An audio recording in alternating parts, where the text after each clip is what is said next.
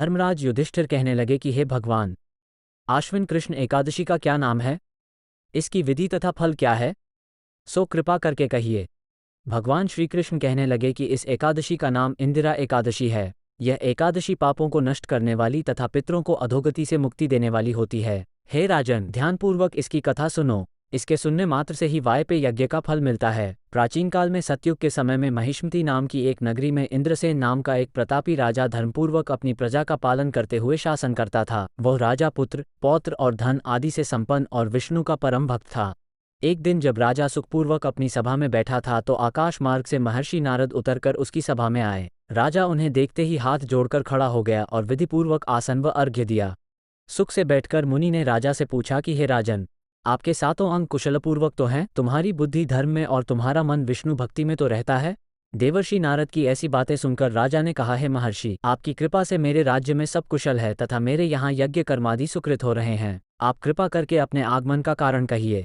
तब ऋषि कहने लगे कि हे राजन, आप आश्चर्य देने वाले मेरे वचनों को सुनो। मैं एक समय ब्रह्मलोक से यमलोक को गया। वहां श्रद्धापूर्वक यमराज से पूजित होकर मैंने धर्मशील और सत्यवान धर्मराज की प्रशंसा की। उसी यमराज की सभा में महान ज्ञानी और धर्मात्मा तुम्हारे पिता को एकादशी का व्रत भंग होने के कारण देखा। उन्होंने संदेशा दिया, सो मैं तुम्हें कहता हूँ। उन्होंने कहा कि पूर्व जन्म में कोई विघ्न हो जाने के कारण मैं यमराज के निकट रह रहा हूँ। सो हे पुत्र, यदि तुम आश्विन कृष्णा इंदिरा एकादशी का व्रत मेरे निमित्त करो तो मुझे स्वर्ग की प्राप्ति हो सकती है। इतना सुनकर राजा कहने लगा कि हे महर्षि, आप इस व्रत की विधि मुझसे कहिए। नारद जी कहने लगे, आश्विन माह की कृष्ण पक्ष की दशमी के दिन प्रातः काल श्रद्धापूर्वक स्नानादि से निवृत्त होकर पुनः दोपहर को नदी आदि में जाकर स्नान करें। फिर श्रद्धापूर्व पितरों का श्राद्ध करें और एक बार भोजन करें। प्रातः काल होने पर एकादशी के दिन दातून आदि करके स्नान करें। फिर व्रत के नियमों को भक्तिपूर्वक ग्रहण करता हुआ प्रतिज्ञा करें कि मैं आज संपूर्ण भोगों को त्याग कर निराहार एकादशी का व्रत करूंगा। हे अच्युत, हे पुंडरीकाक्ष, मैं आपकी शरण हूँ,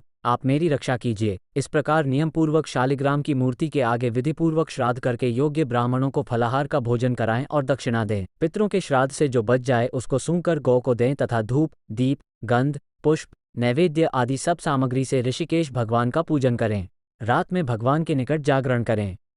इसके पश्चात द्वादशी के दिन प्रातः काल होने पर भगवान का पूजन करके ब्राह्मणों को भोजन कराएं।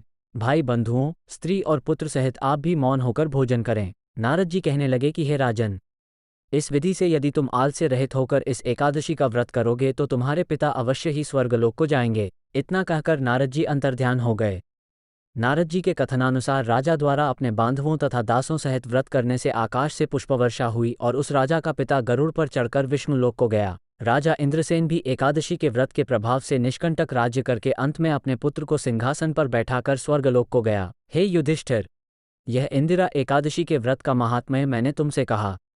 इसके पढ़ने और सुनने से मनुष्य सब पापों से छूट जाते हैं और सब प्रकार के भोगों को भोग कर बैकुंठ को प्राप्त होते हैं।